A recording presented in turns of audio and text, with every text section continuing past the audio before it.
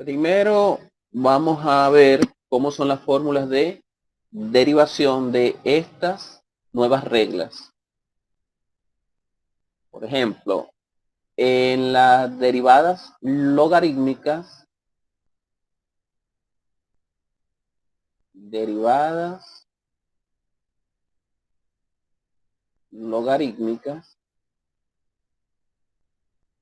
tenemos la siguiente.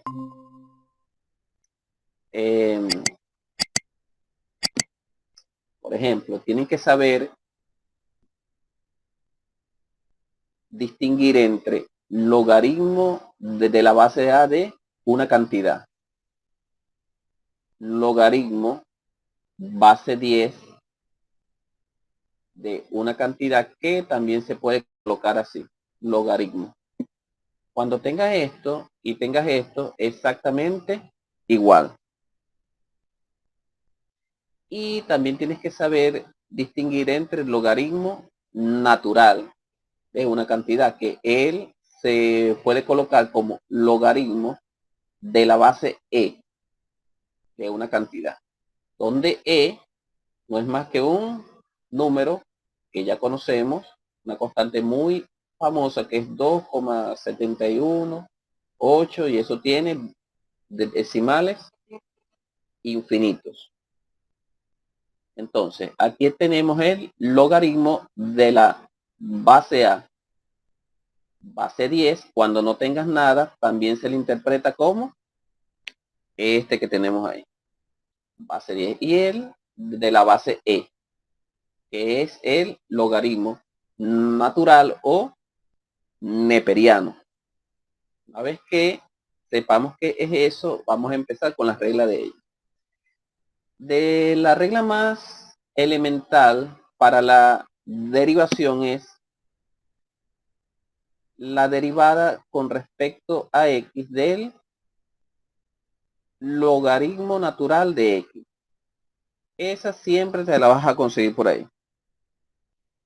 Pero cuando es x solita, la respuesta es 1 entre x. Sin embargo, ella puede también colocarse así, derivada con respecto a x de logaritmo natural, pero de una función. Vamos a llamarla f de x. Una vez que la tengas así, usted va a dar la respuesta f' derivada entre f' sin derivada. Argumento derivado entre argumento sin derivada. Muchas veces usted se le va a encontrar 1 entre f de x multiplicado por el f de x. Siempre y cuando el f de x sea una función racional. O sea, una división. Otra regla de las derivadas logarítmicas te la vas a encontrar así. La derivada con respecto a x de el logaritmo de la base a de x.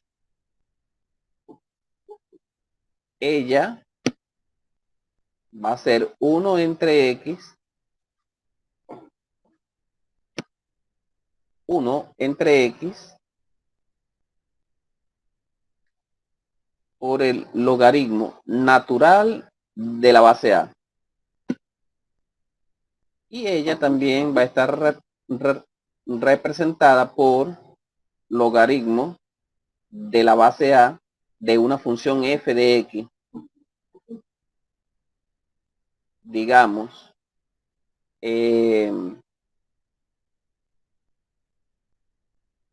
1 entre f de x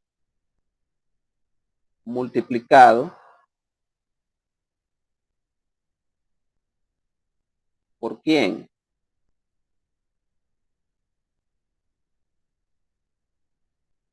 por la interna entre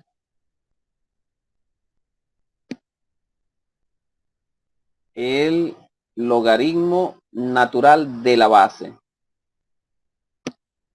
Y ahí tenemos las derivadas de las funciones logarítmicas. Siempre se usa es la del logaritmo natural.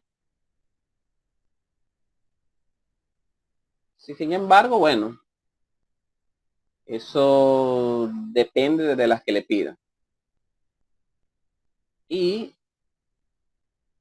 exponenciales son un poco más sencillas. Por ejemplo, tienes la derivada con respecto a x de e a la x. Ella es ella misma.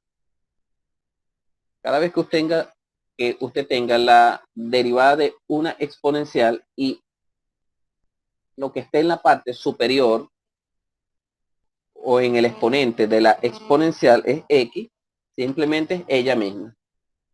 Pero eso puede cambiar.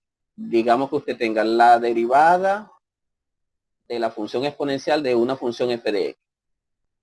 Eso ahí cambia ella misma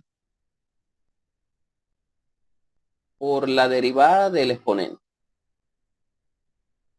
Y existen otro tipo de exponenciales cuando son constantes. Digamos a la x. A la x sería la derivada, bueno, ella misma por el logaritmo natural de la base, ahí muere. Aquí cabe destacar que la tiene que ser superior a 0.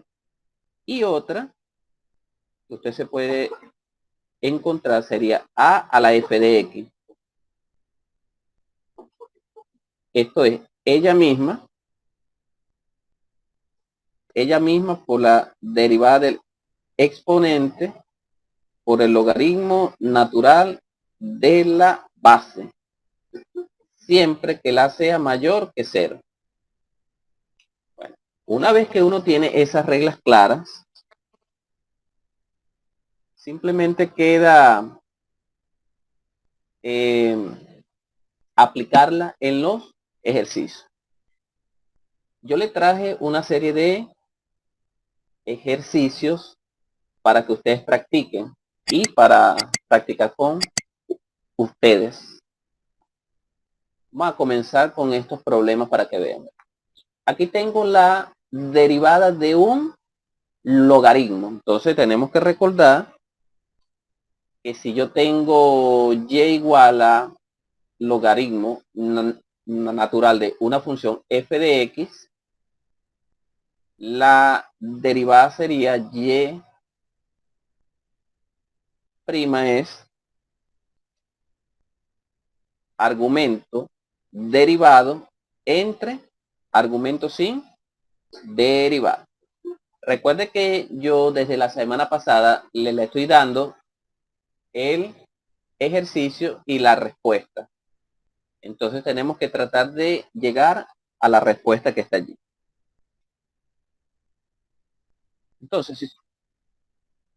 Entonces, si usted deriva, ya nos conocemos la fórmula. Usted agarra y prima va a ser igual a argumento. ¿Cuál es el argumento de esta función? Aquí tengo esto. Logaritmo.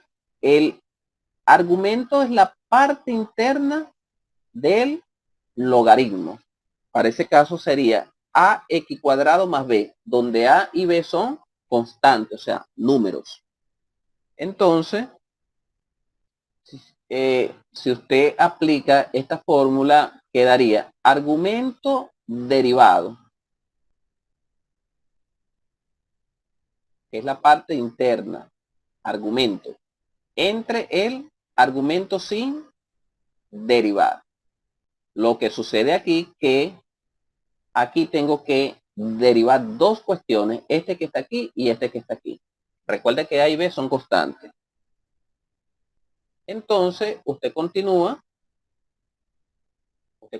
con el desarrollo y puede llegar así. El argumento sería la derivada de ax cuadrado. ¿Quién es?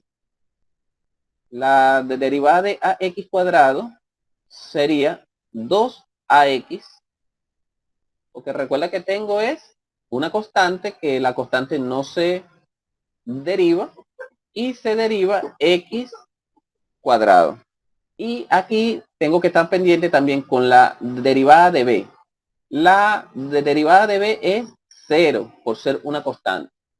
Entonces, en la parte superior quedaría 2ax dividido por ax cuadrado más b, perdón, más b.